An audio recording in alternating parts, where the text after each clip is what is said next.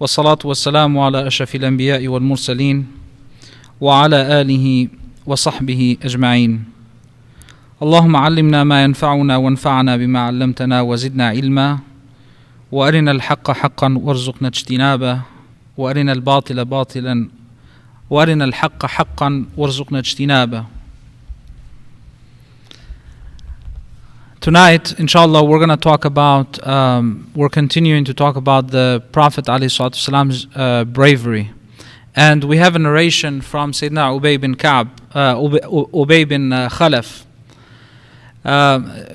Well, the narration is from another companion of Prophet Muhammad ﷺ. But when Ubay bin Khalaf had been ransomed on the day of Badr, he said, I have a horse that I feed several measures. So Ubay bin Khalaf was somebody who was against the Prophet and the community as well. And he had been ransomed on the day of Badr, and he said, I have a horse that I feed several measures of corn daily, and I shall kill you while riding on it. The Prophet ﷺ said to him, I will kill you if Allah wills.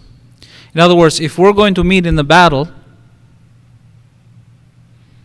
I will be the one to overcome you, and not you be the one to overcome me. When Ubay saw the Prophet ﷺ on the day of Uhud, he urged the horse on after the Messenger of Allah sallallahu alaihi wasallam. So again, Ubay, he was captured during the battle of Badr, and he was kept as a prisoner of war. And now he's telling these words to Prophet ﷺ, and he's telling him that when I meet you again in a war, I will be the one to kill you. And Prophet ﷺ is answering otherwise. And now he is participating in the Battle of Uhud. Battle of Uhud was right after the Battle of Badr. Some of the men among the Muslims tried to block his way now. But the Prophet ﷺ said, make way for him, and took a hold of a spear belonging to Al-Harith, and he shook it in such a way that those around him took flight as flies fly off the back of a camel when it shakes itself. So it's just a metaphoric explanation here.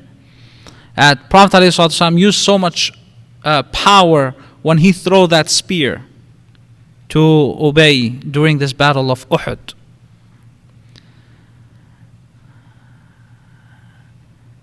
Then the Prophet ﷺ turned to face Ubay and pierced him in the neck, causing him to fall from his horse.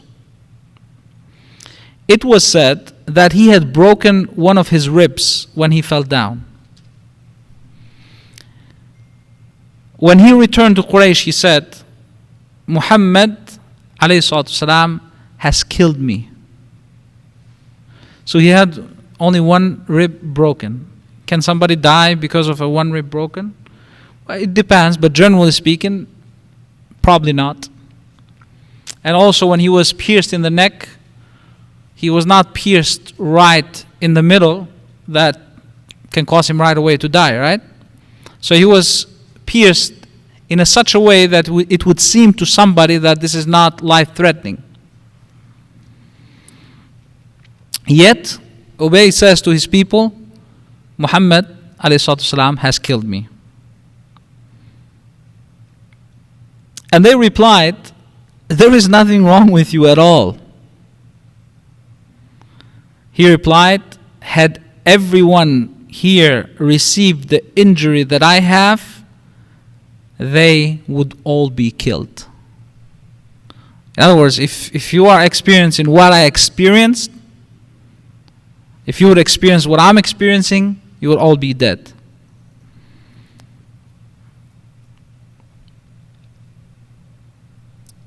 Did he not say, I will kill you? So he's saying to them, didn't Prophet ﷺ say that I will kill you?